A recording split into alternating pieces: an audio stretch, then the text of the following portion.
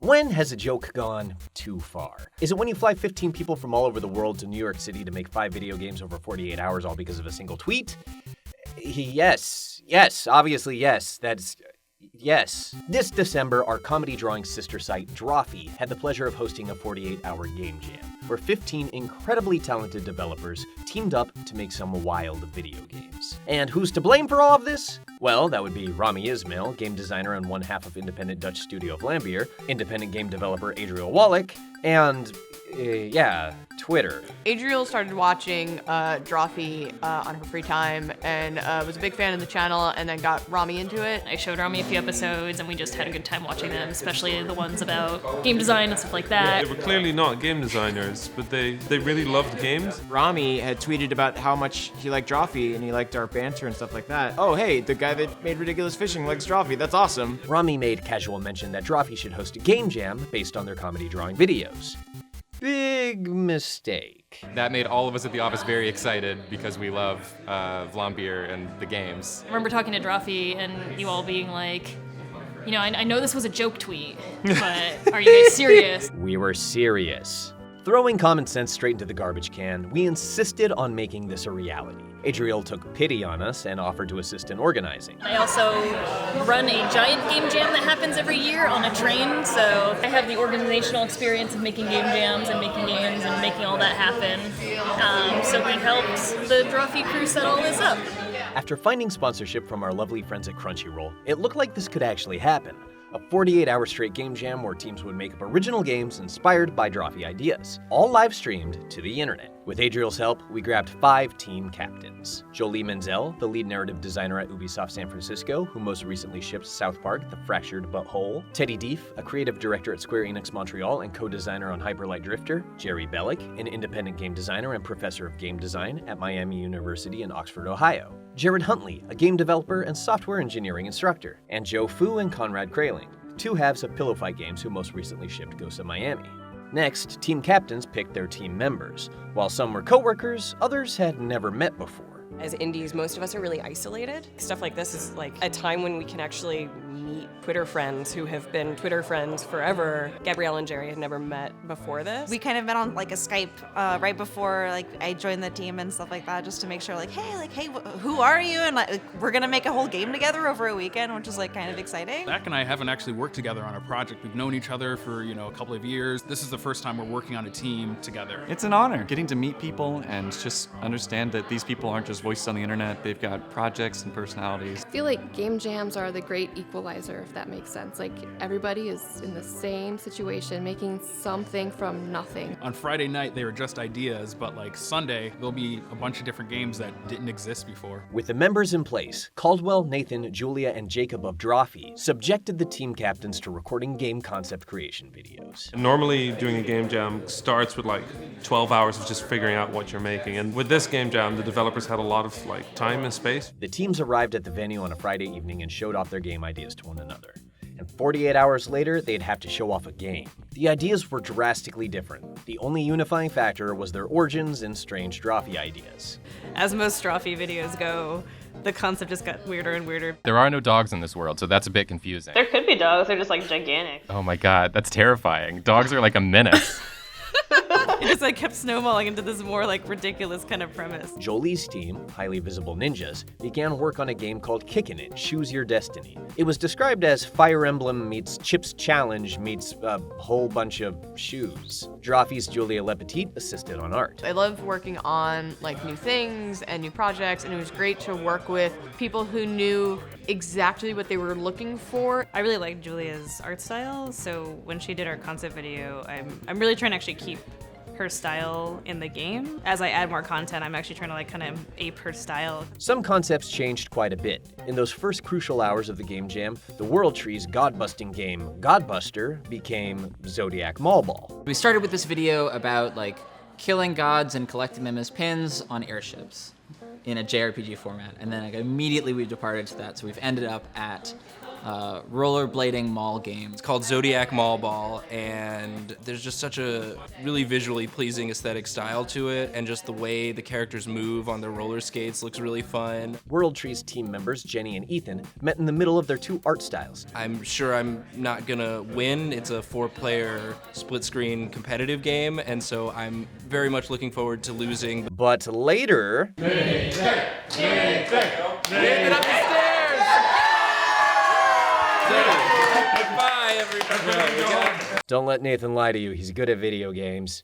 Other teams found direct inspiration from their concept creation videos. Lipservice Games endeavored to stay steadfast on their original course. We've changed like a couple things, otherwise it's exactly what you see in the original pitch video. The game, Kiss Planet, was to be an action dating simulator with light Flappy Bird elements, about collecting emojis to romance the Kiss Prince of Kiss Planet. That was such a weird premise. It got weird, man.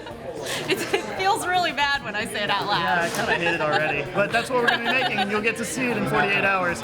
Play Nice Games found itself sticking to their original concept, but completely overhauling the game's style. We're working on Wiggle Jiggle Blocks, a game about building a tower of jello as your idiot brother tries to knock it over. With that core mechanic, we're kind of really sticking to that. Where we varied is kind of like the art style. We originally pitched the idea, or when Jared told us the idea, it was a 2D game. I'm a 2D artist. Primarily, I can do minimum 3D. So I was ready for a 2D game. Then he drops the bomb, oh hey, this is 3D. They have these like shaky, horrible hands that come in and slap your blocks off the table, and it's hysterical, like the juxtaposition of art styles. Final Retirement Saga, the animal retirement home-themed game by Wubdub Cubs, sought to remain fluid and adapt their concept as they went. From the beginning, it was more of a JRPG, and we decided that the main character was going to be a chameleon who stole people's dentures and turned into those people when he put them in his mouth. So we wound up just kind of accidentally making a retirement home fish tank where there's just a whole bunch of old anthropomorphized animals just like shuffling around randomly. And then when we have that working, when you can move around, when you can interact with different people, that's when we're going to revisit what the actual game design is. And part of that game design included Jerry ordering multiple flavors of gelatin snack cups from which he would eventually build a working controller. If they happen to have one that has chunks in it. Oh yeah. Okay, chunks. Yeah. But like, also not chunk. Lime, cherry, and one with chunks. Chunks or no chunks, the primary challenge that all the teams would come to face was scope. Typical challenge that you face when starting a game jam is coming up with all sorts of cool ideas. Too many cool ideas. Inevitably, you hit that point where you're like, oh, that's, nope. Nope. You want to make something really small, and you start making it, and you realize the thing that you're about to make is even smaller than that. And so you kind of have to prioritize very quickly because it's coming at you very fast. Every minute counts on the game jam. When you make a decision with this time frame, you're stuck with it. There's a weird freedom in the limit. The way I look at whether or not a game jam is a success is not whether or not you have a working game. If you have an experience, some sort of interactive experience that you are interested in continuing to work on by the end of the jam, that to me is a successful jam. Luckily, the team's resources included the other teams. Even though we're a team, everybody in a game jam is kind of like a bigger team as well. There's a ton more people that we can ask for help, we can wander around. So it's like, I've had a programming question I've been able to, ask someone else, or, Stephanie had a 3D modeling question and she was able to ask Ethan. And Akash the car, who was there to make music for, well, everybody. Look at him go. We just left this camera on him and he was just working forever. Look at that.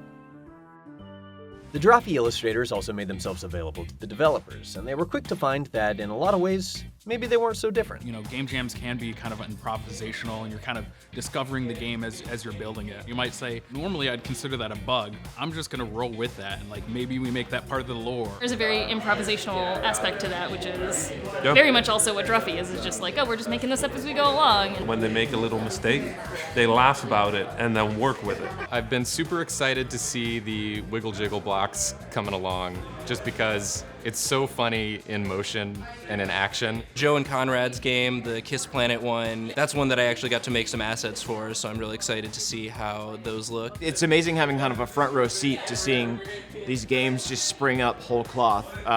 So I feel honored and a little I guess, just anxious about how little work I've done in comparison.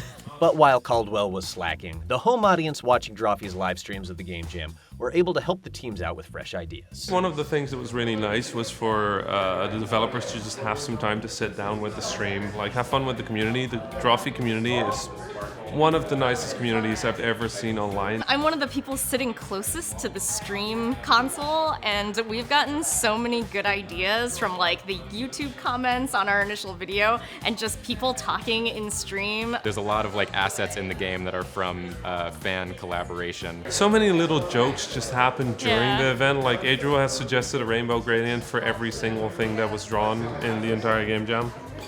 And I finally got a few. She got a few. I think I know where the rainbow gradient can happen. Uh-oh. Rainbow gradients save the day. And that's really cool to have that direct connection between the developers and the fans. It makes you feel like, oh, I'm more on the spot than ever, and you want to do a really good job. I think it's a nice feeling when you know that people are excited for the thing that you're doing while you're doing it. The Drawfee audience is the best. But no amount of goofing on a live stream would help stop the inexorable march of time, and soon it was time for the teams to present. It's a game that You runs. can finish it. It can be finished. No. If you're lucky. Welcome to Kiss Planet.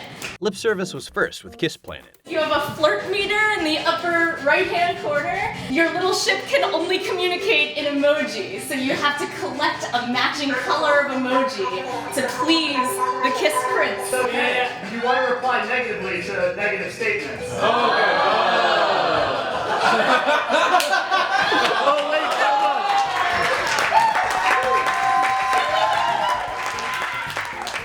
Next up was Play Nice with Wiggle Jiggle Blocks, who admirably overcame the jump to 3D. Your idiot brother really wants some Zelda to himself, so he's gonna reach his little hand in there, and he's gonna try and knock your blocks away. The stress management block stacking simulator was filled with shaky arms and even a motherly jump scare. Oh my! He's going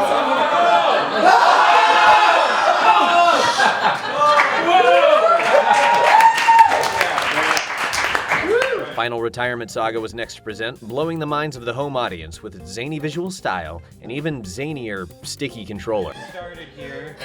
Oh my gosh! Why does it work? Let's see, there we go. What? Look at that controller. Look at it. You just stick your fingers in it.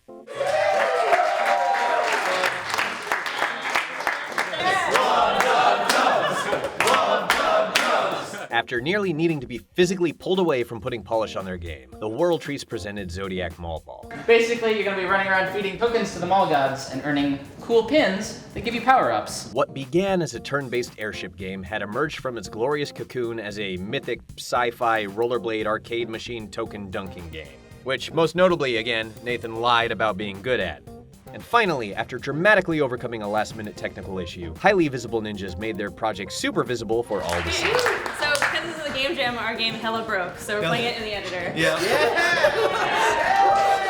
The team presented Kickin' It, Choose Your Destiny, where feet do what feet do best. Climb a tower of violence, laying waste to all those who stand in their way, with utterly no mercy. Also laid to waste were the expectations of the home live streaming audience, who, as far as we could tell from the comments, were left as smoking craters of shock and disbelief. It's really nice to like live stream these things because you kind of get that message out to the community and like gets more people involved. I don't know, I've made a bunch of friends too, so that's always a really good thing. It feels like a cool big sleepover with people who are all really talented in different ways. And it's the kind of thing I'd always hoped to participate in, and being able to do it has been super awesome and really crazy. And I know once it's over, I'll go home and be sad that it's done now, and I don't have any more cool stuff to do with cool people. Whether Jacob went home to be sad in an empty room is really beside the point. What's important is that, in the end, an offhand tweet was taken way too seriously. It's been amazing. It's been so good.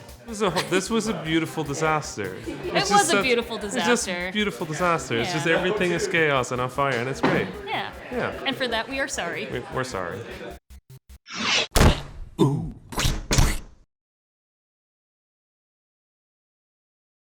Hey guys, thanks so much for watching. It's been great having your support throughout this entire process, and if you want to continue to support us, you could go to crunchyroll.com/gamejam, and you'll get 30 days of ad-free anime with Crunchyroll Premium, and you'll help show that cool, exciting projects like this are worthwhile. So thanks so much for watching.